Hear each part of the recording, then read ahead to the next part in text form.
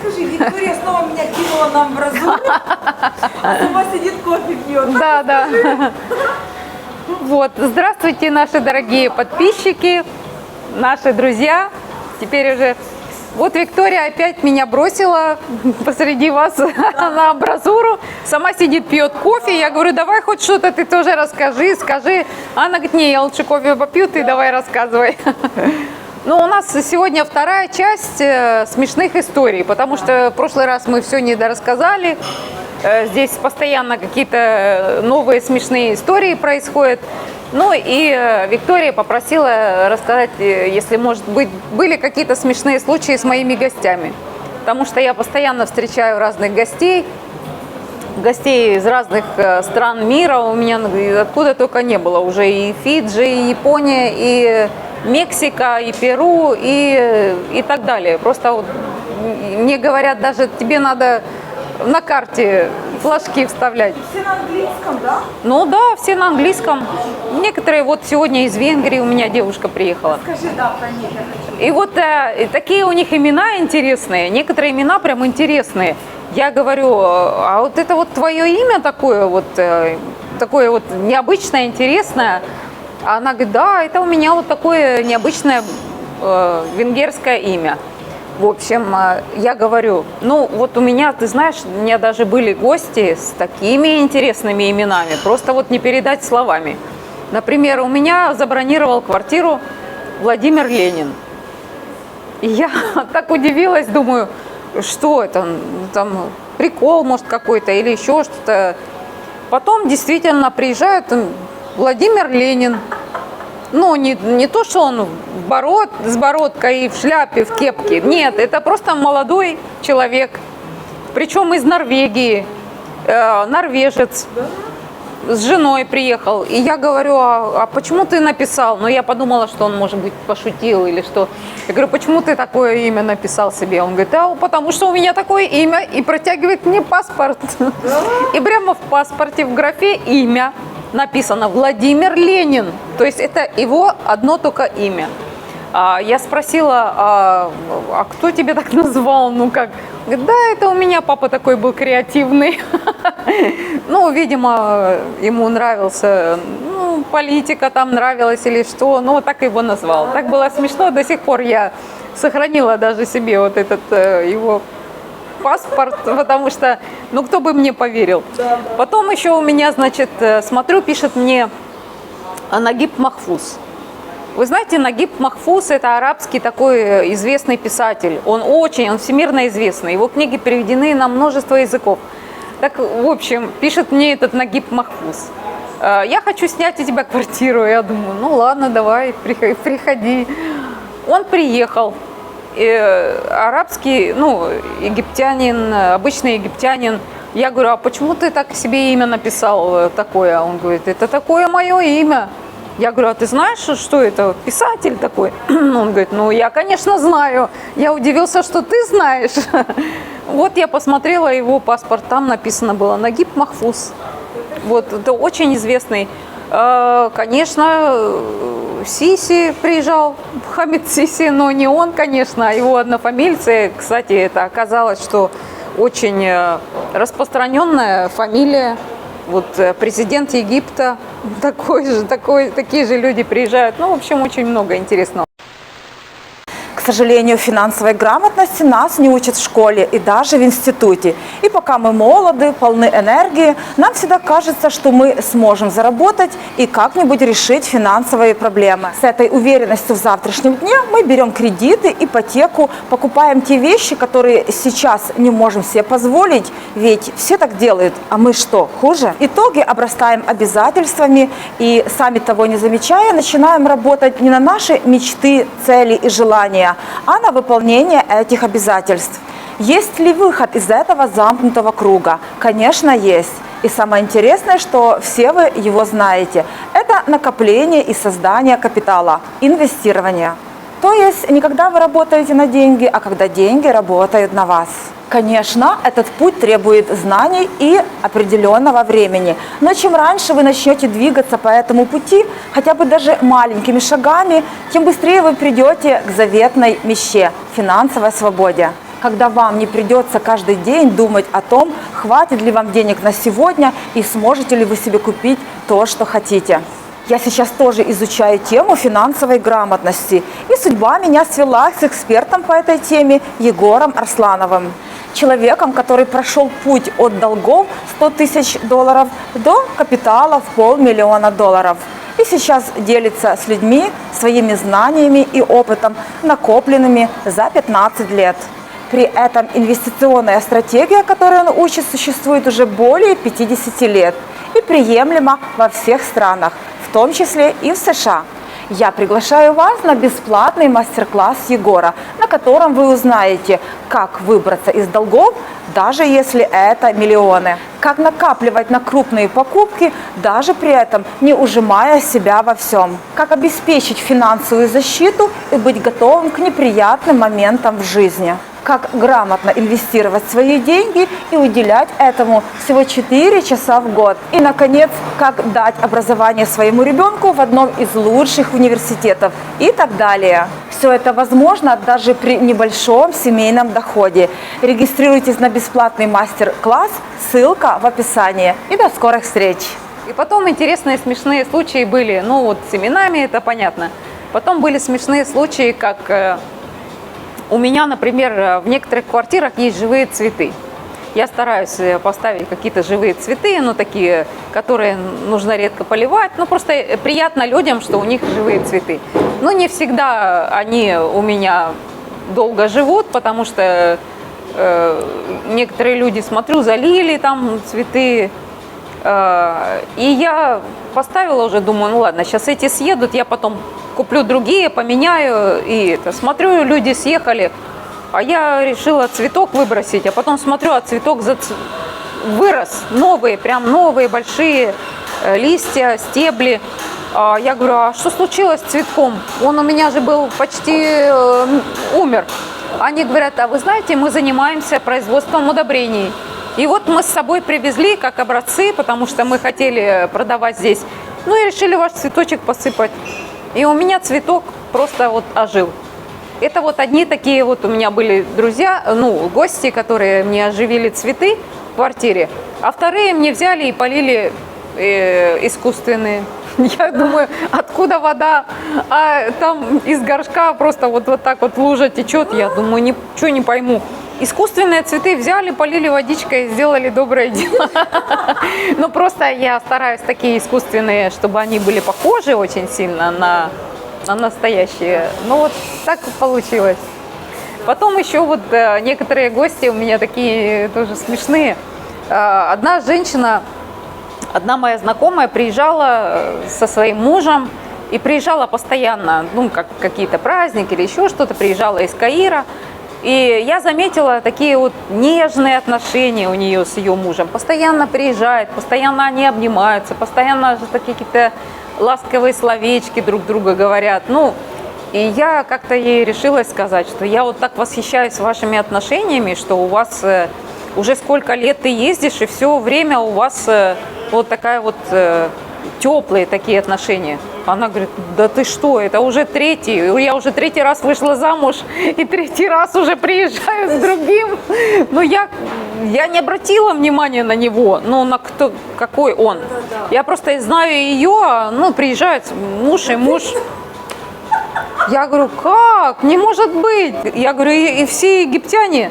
Она говорит, да, у меня и первый муж был египтянин, и второй муж был египтянин. И 3-й муж был египтянин. Так еще подумала, остановилась и говорит, и 4-й у меня будет египтянин. В общем, так была интересная история, да. Некоторыми своими гостями я по праву могу гордиться, потому что у меня были такие кругосветные путешественники, некоторые, они объездили на велосипедах всю Африку. То есть они ехали на велосипедах с Южной Африки и через все страны добрались до Египта и дальше планировали переехать в Каир и потом в Марокко. В общем, мы с ними так пообщались, мне было, конечно, интересно, любопытно, как и что. И они забрали эти все велосипеды на балкон, на 3-й этаж, несли их, потому что я сказала, вы можете оставить внизу, там прицепить своими цепочками. Они сказали, нет, нет, в этих велосипедах у нас все. Там у них такие навесные сумки, у них там были одежда, может быть, для ремонта велосипедов что-то. Ну, очень интересная пара. И я спросила, а сколько же вы времени вот добрались, за сколько времени? Они сказали, что 4 или 5 месяцев, я уже не помню, ну, где-то, наверное, 5 месяцев. Они ехали оттуда через всю Африку. Вот такая вот интересная пара. Наверное, это первые гости, которые у меня все 3 или 4 дня просидели дома. Никуда не ходили, они готовились, разрабатывали маршрут, отвечали там на какие-то, на почту или еще что-то, стирали. Ну, в общем, готовились к дальнейшему продолжению своего путешествия.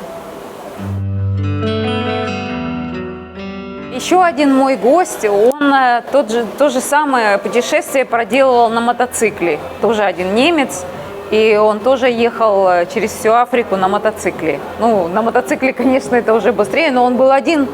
Вдвоем, конечно, легче. Очень интересный, тоже приятный парень. Проехал на мотоцикле. Вообще мои гости, которые приезжали, останавливались в моих квартирах, они вообще из разных стран. То есть мне так приятно видеть людей из разных стран.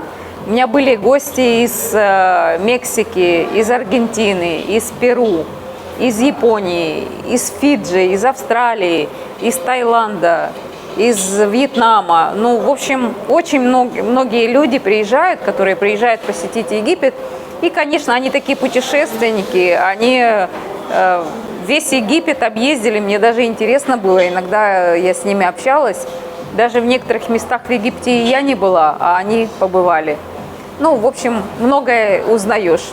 Некоторые оставляют свои монетки, а из Бразилии тоже, например, они говорят, а скажите нам что-то по-египетски. Я им сказала по-арабски, а они стали меня учить что-то по-бразильски. Ну, сказали там «абригадо», я им тоже сказала, но мне было интересно. Первый раз ко мне приехали бразильцы, а потом, когда мы убирались, мы нашли монетки. И я сыну показываю, говорю, а что это за монетки? Он говорит, не знаю, я первый раз такие вижу. И оказалось, что это, я говорю, а он говорит, а кто жил? Я говорю, бразильцы. Он прочитал, говорит, так это и бразильские монеты и остались. Ну вот интересно так. А еще, допустим, когда мы ездили в Танзанию, мне нужно было сохранить номер телефона. И водитель сказал, сохрани мой номер и напиши мое имя. Я говорю, ну скажи, как твое имя? Он говорит, просто напиши Мухаммед. Я говорю, что? Просто Мухаммед? Ты посмотри, сколько у меня Мухаммедов. И начала ему вот так листать. И у меня там было, правда, Мухаммедов. Просто он говорит, откуда у тебя столько Мухаммедов? Я говорю, я живу в Египте, поэтому Мухаммед это просто вот ни о чем. Это надо писать водитель или там Танзания или еще что-то такое. Потому что у меня здесь Мухаммед плотник, Мухаммед сантехник, Мухаммед водитель, такой-то, такой-то. В общем, куча. И, кстати, я вспомнила еще очень смешной такой эпизод. Я смотрела такой вот фильм, сериал такой. И там был такой парень-ботаник. И там в магазине потерялся в супермаркете мальчик. И они говорят, ну давай объявим, что потерялся мальчик. Он говорит, мы даже не знаем, как его зовут. Он не знает, как его зовут, забыл. А она ему говорит, ну давай какое-нибудь самое распространенное имя, например, назовем. Он говорит, ну ладно, хорошо, давай. И объявляют, потерялся мальчик, его зовут Мухаммед. Ну это российский был сериал. Он говорит, почему ты сказал Мухаммед? Говорит, ты же сама сказала, самое распространенное имя, а это самое распространенное имя в мире. То есть, он такой смешной. Да, это самое распространенное имя в мире. А посмотри, сколько здесь Мухаммедов. В школе, я говорю, Магди, говорю, а в школе у вас, ну, он сказал мне, что он один только Магди в школе. Я говорю, как один Махди? А остальные кто? Он говорит, Мухаммеды. Ну, Мухаммед, Ахмед, Махмуд. Вот так. Самое распространенное имя Мухаммед, потому что имя пророка Мухаммед, и они стараются старшего мальчика назвать Мухаммед. Ну, и даже если он не Мухаммед, то обязательно в его имени обязательно будет Мухаммед. Даже у моего сына есть в имени кто-то Мухаммед. Ну, как кто-то из дедушек. Поэтому на самом деле это самое распространенное имя. Ну, иногда, даже если я забываю кого-то, как зовут, я говорю Мухаммед. А он говорит, я не Мухаммед. Я говорю, Ахмед. Он говорит, Махмуд. Я говорю, не с тех начала, да, ну я Мухаммед, Ахмед или Махмуд. Ну, кто-то, какой-то из трех попаду. Ну, в общем, вот так бывает. Еще у меня был тоже вот интересный такой случай. Мне нужно было сделать рентген руки в больнице.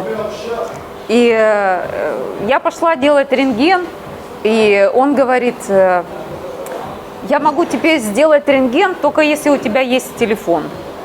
Я говорю, какая связь? А если бы у меня не было телефона? Он говорит, тогда я не смог бы тебе сделать рентген. Я говорю, ну как, почему? Ну, допустим, есть у меня телефон. Он говорит, давай, иди. Сделал мне рентген руки. И говорит, теперь бери телефон и фотографируй этот рентген, потому что у меня нету пленки. Я сфотографировала на телефон вот этот экран. И он говорит, теперь иди неси к врачу вот этот свой снимок. Я взяла ему телефон, принесла, показала вот этот рентген. И он сказал, да, все у тебя нормально, все нормально. Вот. Оказывается, у них не было просто пленки, и он говорит, на телефон сними и неси к врачу. А так бы я не смогла, он не смог бы посмотреть. Ну, да, потом так было интересно, но поскольку у меня уже был снимок этой руки, я кому-то из египтян говорю, он говорит, ой, а что у тебя за телефон? Новый телефон? Я говорю, да, вот у меня новый телефон. А он говорит, какие у него функции, что у него нового? Я говорю, ты знаешь, что нового? Представь, он даже делает рентген. Он говорит, как рентген делать? Вот я говорю, вот, видишь, руку сфотографировал и показываю ему вот этот рентген. Он такие глаза раскрыл. Как? Не может быть. Я говорю, ну я ж при тебе сделала, видишь? Вот рентген. Представь, он не мог поверить своим глазам. Я смотрю, у него так лицо вытягивается, вот такие глаза выходят из круга. Вот это телефон. Да. Я говорю, у меня там еще есть шеи, рентген. Надо еще показать. Но это уже, там у него уже была пленка. Я просто сделала, мне нужно было на массаж идти. И я уже с этой пленки говорю, подержи, пожалуйста, я сделала пленку и показала, говорю, вот у меня есть рентген, посмотрите, что там у меня там в шее. В общем, вот такой смешной случай. Когда я училась на арабском, мы там разбирали сказку «Маша и медведь». И вот так интересно было читать, потому что я переводила дословно. Ну, вот эту сказку переводила дословно. Я говорю, а что это за слово? Он говорит, это слово переводится как джунгли. Я говорю, это что, Маша пошла в джунгли у вас? Оказывается, там Маша пошла в джунгли. И потом она собирала грибы. А грибы, оказывается, по-арабски аиш-гураб. Я говорю, как аиш-гураб? Аиш – это же хлеб. Он говорит, да, вот так и переводится, вороний хлеб. А иш-гураб – это грибы, вороний хлеб. И вот такие вот смешные, когда вот читаешь сказку, мы ухахатывались просто, потому что Маша и три медведя – это было вообще не то, ну не то, не про нас. Потом она ела эту кашу, да, каша это махалябия, ну, как-то такие вещи смешные были, но вот так вот мы разобрали эту сказку. До сих пор я помню, что какие там были слова. Вот, и еще один смешной случай, как надо было перевести кота. Надо было коту сделать справку. Ну, и муж говорит, ну, давай я пойду сделаю справку. Мы сделаем справку, И, значит, когда уже надо было лететь, чтобы брать кота, она взяла справку, смотрит, они все смеются, вот эти вот, ну, которые читали эту справку при регистрации. Она говорит, а чего вы смеетесь? Они говорят, а ты читала сама-то эту справку? Тут написано, кот 1 штука, род мужской, здоров, к полету готов. Представь, как космонавта. Ну, как космонавту. Кот 1 штука, здоров, к полету готов. Ой, говорит, они так смеялись, и я, говорит, до сих пор храню эту справку. Еще, кстати, интересно, что у них, знаете, есть такие полосатые коты, которые, они такого цвета, знаете, болотного такого, да, как будто. У меня муж говорит, я говорю, это не наш кот там ходит? Мы когда у нас кот пропал, мы там его искали. Он говорит, нет, это зеленый. Я говорю, как зеленый? Говорит, ну это зеленый кот, не наш. Наш серый, а этот зеленый. Я говорю, разве бывают зеленые коты? Он говорит, ну вот иди посмотри, вот этот вот тоже зеленый. И они так называют их, болотный цвет вот такой, который между зеленым и серым, они их называют зеленый кот. Я говорю, надо же, зеленый кот. Я теперь, потом у нас в подъезде там живет такой вот зеленый кот. Когда я говорю, вот смотри, какой кот у нас наглый, всех растолкал и кушает сам, ну, ты ему ставишь. А сын спрашивает, а какой кот? Я говорю, ну вот зеленый, ваш зеленый. И сразу мне на ум вот этот приходит анекдот про зеленую шапочку. Слышала такой? Как волк говорит этой красной шапочке, здравствуй, зеленая шапочка. Она ему отвечает, здравствуй, серый дальтоник. Кстати, я думала, вот интересно, у них есть вот эти вот цвета, дальтоники, да, которые не понимают цвета? Надо вот интересно спросить у них. Да, есть. Наверное, есть, да? Еще вот такое смешное тоже, вот эти вот каламбуры из разных слов, тоже интересно. Меня муж спросил, а что это, а что это? Я достала там, допустим, из корзины в стирку, а я говорю, это ё-моё. Он говорит, потом поняла, что я сказала ё, значит твое. Мое это плавки, плавательные трусы, ну вот, или купальник, это мое. И хотела сказать, что это твои плавки, и сказала ё-моё. Он говорит, да, это точно мое. Смешно. И вот то же самое вот с этими словами. Мы один раз решили узнать, что это за десерт. Мы пошли вот в молочный магазин, здесь разные десерты, такие необычные. Я очень люблю египетские молочные десерты. И мы когда зашли в этот магазин молочный, я говорю, а что это? А он так хитро на меня смотрит и говорит, а что-то. Я говорю, что это? Он почему не говорит мне, что это? И главное, хорошо так говорит по-русски. Я спросила, а что это? А он мне говорит, а что-то? Я говорю, почему он говорит, а что-то? Мы еще раз спросили, а что это? Скажи, что это? Как называется? А он говорит, а что-то? Я говорю, да что за что-то? Я не пойму даже. Потом мы догадались. Мы говорим, вот это называется а что-то? Он говорит, да, это а что-то. Оказывается, есть такой десерт, который по-арабски называется а что-то. А что-то, наверное, да? Но он так сказал, а что-то, а что это, а что-то. Вот такой десерт, кстати, очень вкусный, очень вкусный. Я потом несколько раз еще покупала эту а что-то. А ты скажи, мы как-нибудь с Викой покажем вам? Да, мы, кстати, как-нибудь зайдем в молочный магазин и покажем вам, потому что здесь очень хороший ассортимент молочных продуктов, у них разные десерты. Еще мне очень нравятся наши группы в Фейсбуке. У нас очень много групп здесь, в которых мы участвуем, ну, допустим, если надо какие-то вопросы задавать, и очень много смешного я там читаю.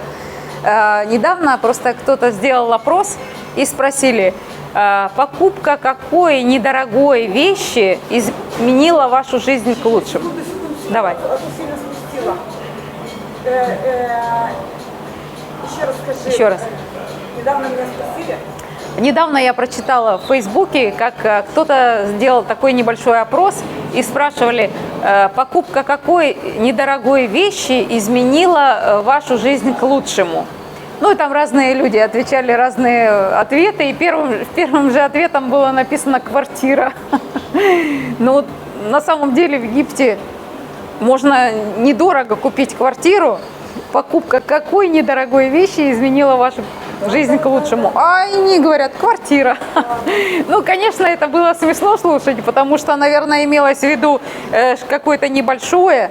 Как вот, допустим, тоже я слышала такое смешное высказывание, как говорят, если бы вам дали $1500, какой-то предприимчивый человек вложил бы их в бизнес и удвоил ли или утроил бы эту сумму, а глупый, что бы сделал с этими деньгами, купил бы себе iPhone. Ну, вот это тоже так недорогая вещь. Дорогая вещь, ну, конечно. Вот, еще здесь вот есть такая интересная вещь, как брак Орфи.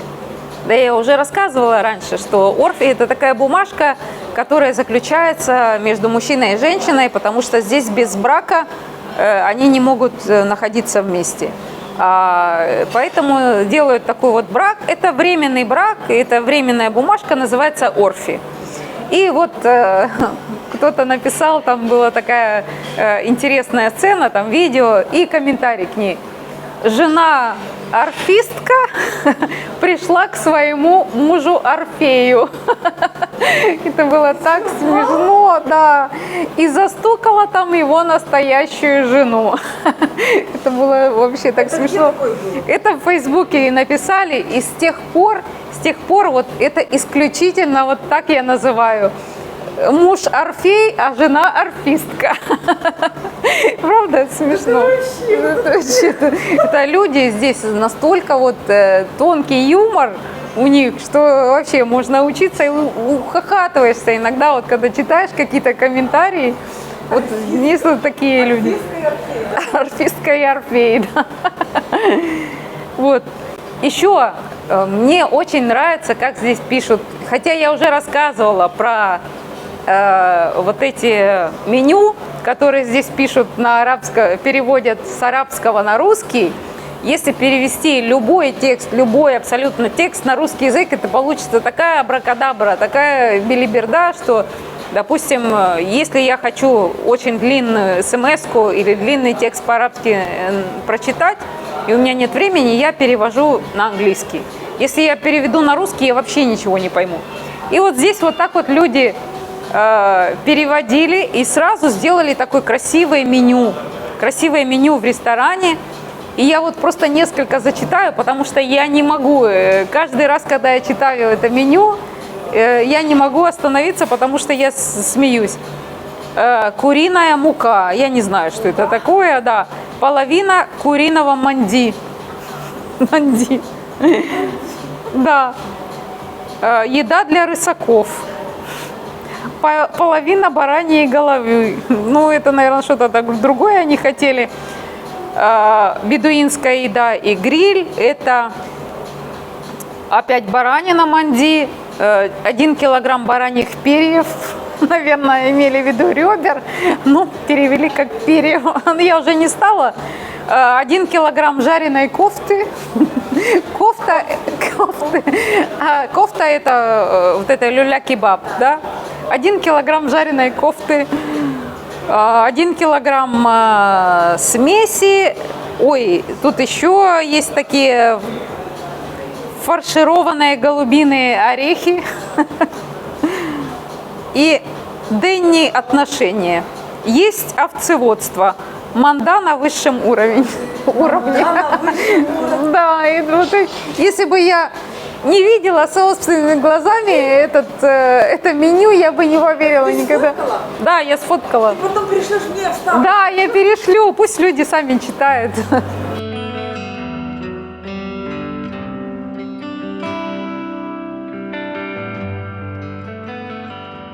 Все, на этом мы прощаемся с вами. Мы очень ждем ваших вопросов, потому что некоторые люди пишут нам комментарии, они говорят, почему вы так, почему вы это не сказали, почему? Так вы пишите вопросы, мы очень рады, мы всегда очень рады отвечать на все ваши вопросы. Задавайте интересные вопросы, задавайте любопытные какие-то вопросы, что вас интересует, что интересует других. Мы с удовольствием, с радостью ответим. Ну, на этом мы прощаемся и до скорых встреч!